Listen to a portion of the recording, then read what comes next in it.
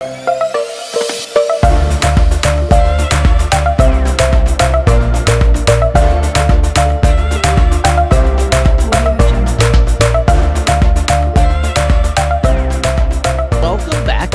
the Fiction. I'm your host, Stephen Campbell, and I'm really excited today to be joined by two debut authors, GZ Rodriguez and DJ Vargas, who together have written a great new series called The Progeny Wars. Gentlemen, welcome.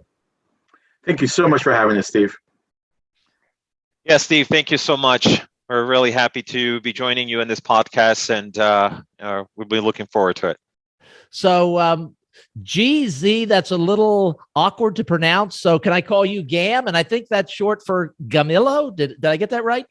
Gamalio.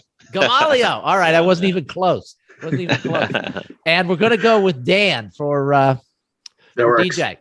All right. So Dan, can you give us a little bit of a flavor of the story that you guys have written? The first book, the series is The Progeny Wars. The first book is Daughters of the Watchers. It's releasing on December 31st. And I've read the book. I'm super excited to see how this series does. I really enjoyed it. And how would you describe it? Sure. So it's a urban fantasy. This is within the genre of urban fantasy. And I would say it's a story about a 21-year-old Latina from the Bronx who is an orphan raised by her grandmother, who has no idea about her parentage and what her parents have kind of dropped into her lap, so to speak, the world that she has no idea about that's been going on behind the scenes, that all of a sudden she's going to be thrust into and be smack dab in the middle of a war that's been going on for the longest time itself. So tell me how this story came to be, because I've talked to you guys a little bit before, and you've got kind of a fascinating backstory for this particular story. So, Gam, do you want to pick up and tell that story? Yeah, it came out, it was an idea that it had just occurred to me. Now, I will say, and to be frank with this is something that Dan and I have always talked about for years. And then just one day it had this idea. It's like, let me just start writing out these ideas. And I kind of wrote out the first draft, and I sent it over to Dan. I say, Dan, I need you to check this out. What do you think? And he says, I'm loving it. But we could do certain things here and there. We can add certain characters. We can make it more interesting. And so Dan started giving me his inputs little by little, his ideas, my inputs, just flourished into this manuscript that we're releasing on the 31st. It's something that we used to have so many discussions about it, private discussions, and all of a sudden now it's just flourished into this 3-book series. Something that started as small as a mustard seed, it just grown up to be this huge tree. So we're really excited about it and how it came about. So I'm curious, you mentioned that Dan said, we could add this character and we can add this. So you're actually inserting characters into the story to add a little life to things? Yeah, Gam basically came out with this. I mean, it was a full manuscript the draft. Like, it wasn't just an idea. He had like 100,000 words, already done, and he sends it over to me. He's like, can you help me out with this? So I said, sure, no problem. So I read through it. I really like the concept. Like he said, it's stuff we've talked about, but I'm just like, but it's missing some things, and I think you could do some things here. And Gam was just like, yeah, have at it. So I just started kind of yanking things out, putting stuff in, and just like going back and forth with him and doing all these changes. And then once the manuscript was done, he sends me the final manuscript, or I look at the final copy of it, and he has his name and my name on it. And I'm like, what? Why are both our names on there? He's like, well, dude, I mean, we're both authors now. I mean, you've put as much work into this as I have, so we're doing this together. So yeah, it's been a great journey to do this together. I love that story. Now, so Gam, what did you think when he started ripping things out of your story? Were you like, oh, that's a great idea? Or were you like, I really kind of like that scene? I've always appreciated Dan's input. I would have to say he's a mastermind when it comes to this.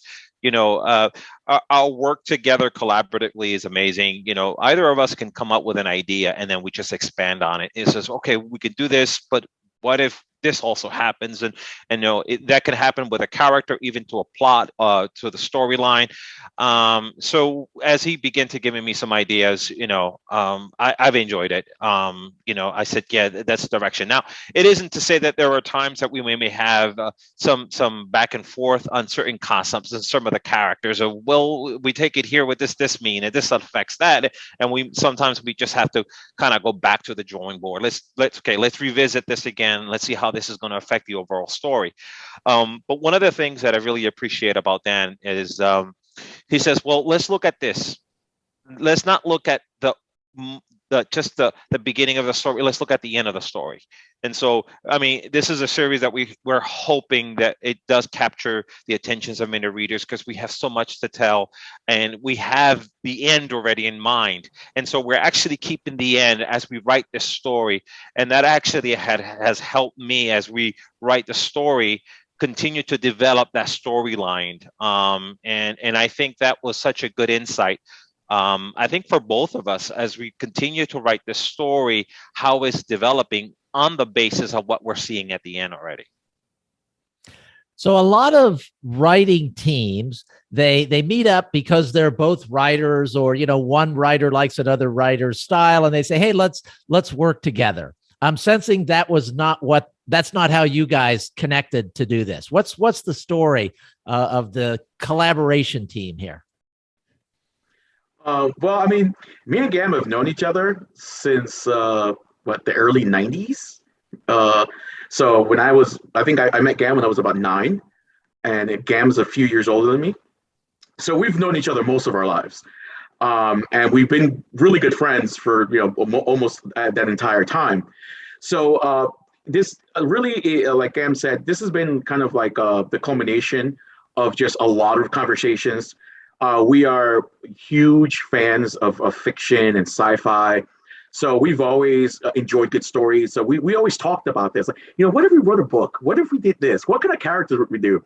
So it just kind of grew organically over just years and years and years of conversations, where Gam just was the one who decided, you know what, I'm gonna start this. I'm gonna put the money where our money where our mouth is, and really get it. Just let's do something. And yeah, so it kind of just grew out of it. It wasn't like a conscious decision, I guess I would say. It was just something that just grew organically. So Gam, was this like a COVID thing? Like, I don't have anything to do other than work and be with my family. So in my spare time, since I can't go do anything, I'm going to write a book? Well, you would think so, but no, this is actually a project in the making within 4 years, I think, Dan, right? When I first sent you the first idea and concept of it. So we've been working at this, and, again, we do have our full-time jobs. So there were times that we were meeting even during our lunch period, and just like, all right, let's go over this manuscript. Let's see what we can do to make it better.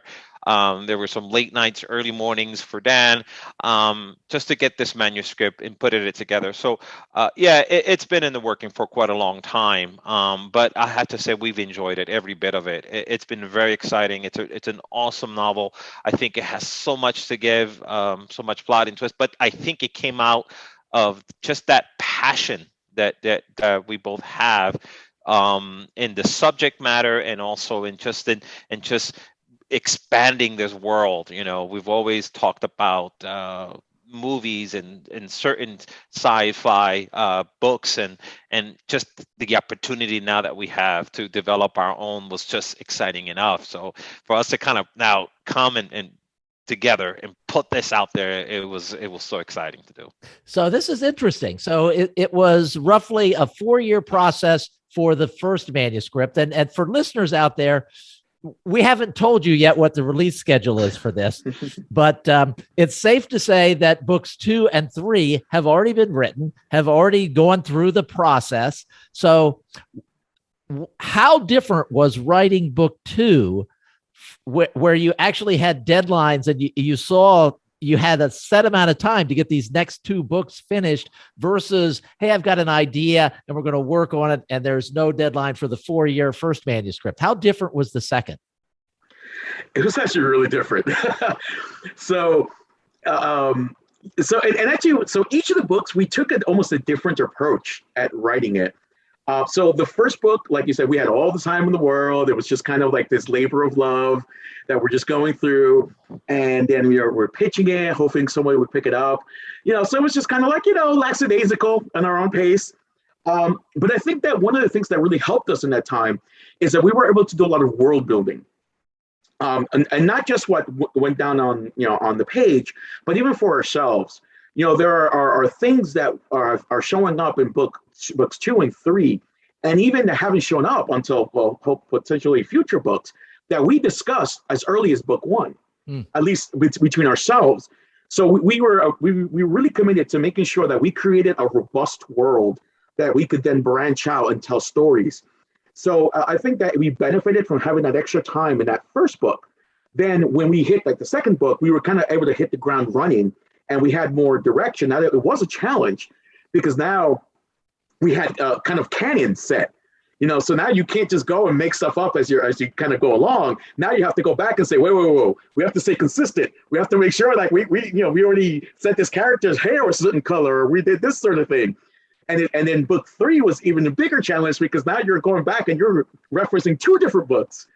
So there were parts where we had to rewrite because we're like, oh no, this is inconsistent with book 1.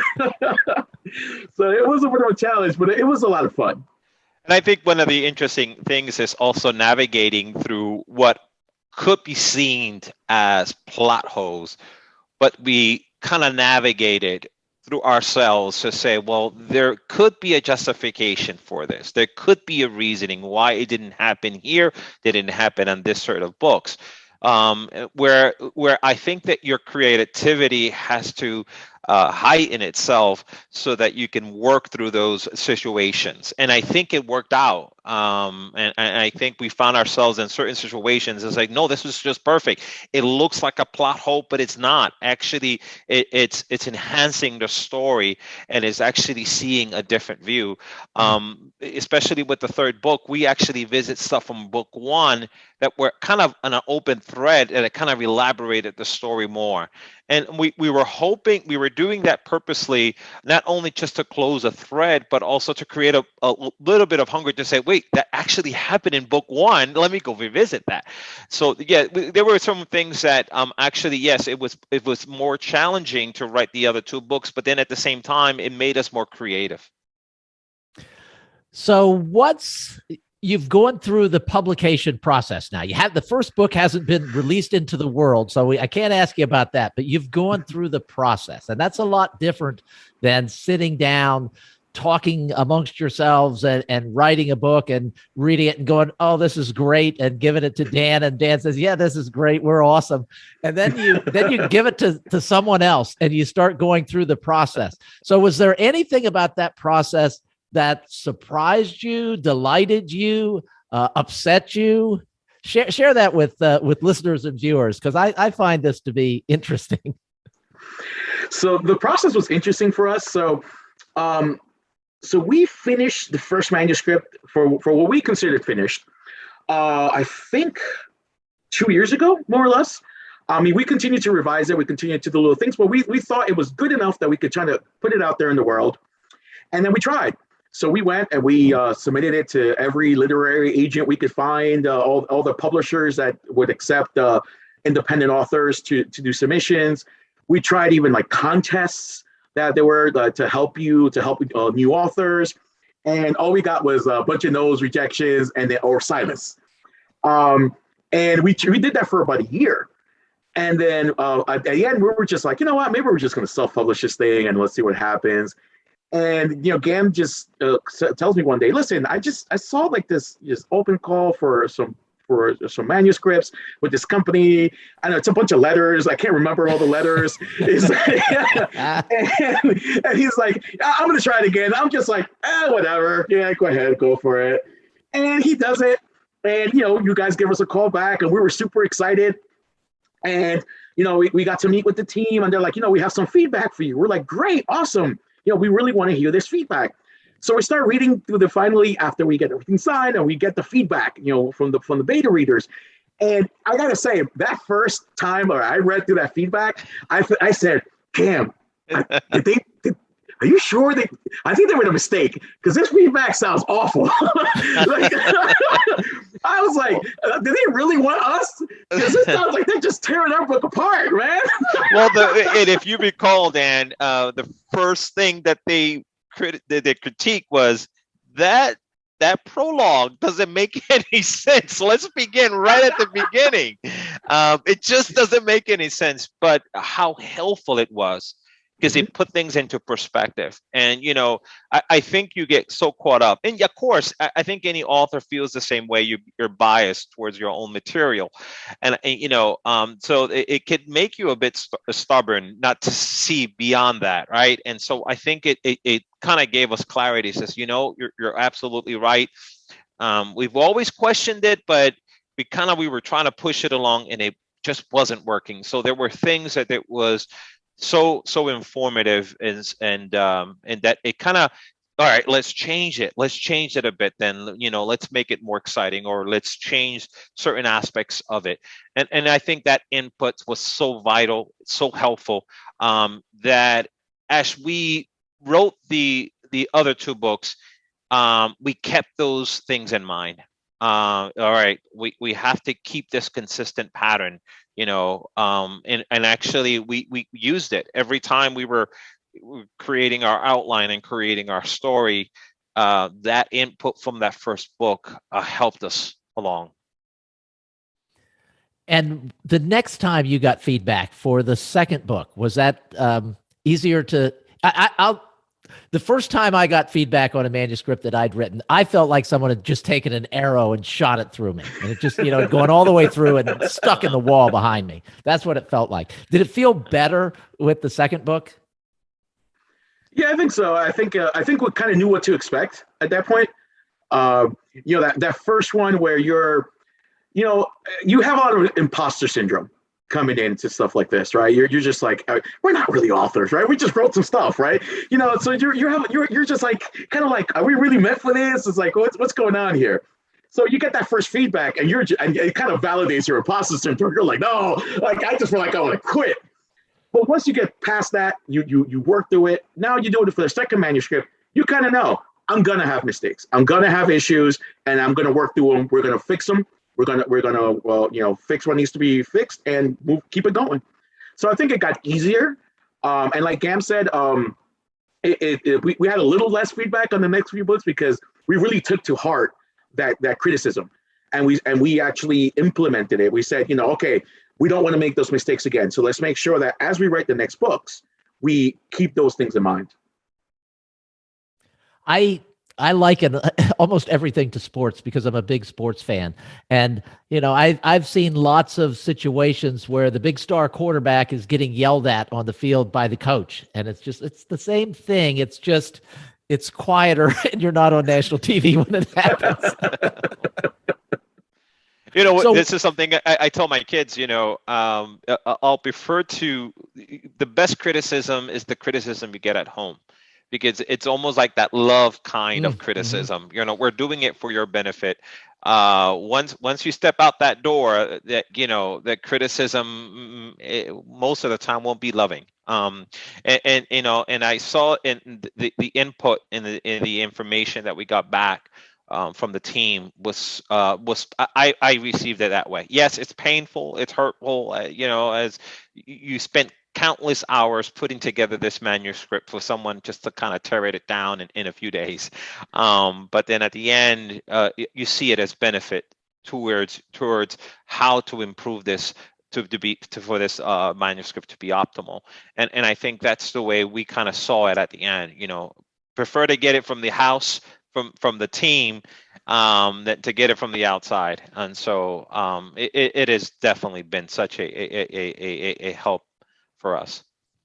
And I personally think it's really strengthened the manuscript and really tightened up the story a lot. And hopefully readers will feel the same way.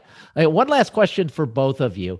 Whenever you write a book, the first thing you want to accomplish is to sell a lot of copies and to be able to keep doing this, because it's kind of fun to be an author. But is there anything else that you want to accomplish with this series beyond just, hey, I want to sell a lot of books? Yeah, definitely. I think that's one of the things that really drove us, me and Gam, to write. Um, we wanted to tell a good story. There is value in telling a good story in and out of itself. I think that it is valuable, in an objective sense, to put this out into the world.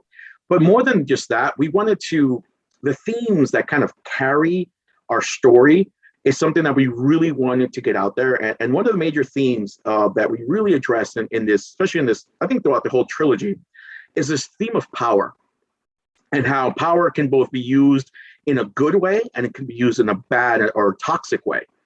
And you'll see it kind of exemplified through different people and different groups in different ways. And one of the things we tried to do was show how power can be used in a toxic way, even from people who are considered good. Mm. And how sometimes those good intentioned people can often use it in the worst ways, even worse than your villains. Something that we really try to weave into the narrative, hopefully without being too ham-fisted or beating our readers over the head with it. But I think it was something that was important to us that we thought that we really wanted to convey, and maybe start a conversation. Maybe people can look at that and start a conversation about how all of us wield power, or we see power wielded around us, and how we can do better. That's great. And I have to say, one of the hardest things for a beginning author is to weave a theme into a story. It's one thing to tell a story. That's hard enough to tell a great story, but to weave a theme into it as well really adds a lot of richness, and it really comes through in the book. That's awesome. Great. And that's one of the things that, we explore different concepts of powers, and sometimes what really is true power sometimes is really diminished. We focus on that also from the characters and who we're dealing with. We really wanted to portray that. Sometimes the weakness, the things that we look at as weaknesses in this world are sometimes pushed aside. So we kind of said, well, what if those things are actually the ones that are saving the world? And we kind of went with that direction as well, that we wanted to display that there are various types of power that sometimes we don't focus on in life, and actually that are helping us on a day-to-day life, right? And so we also wanted to portray that with our protagonists and some other characters, to demonstrate that this very awesomeness of power without being considered power, or what we will call power. And so we had those ideas. We hope that it will touch our readers, and they will enjoy it. And at the end, as Dan said, we really would love to create conversations and a fan base that would say, we want to hear more about that.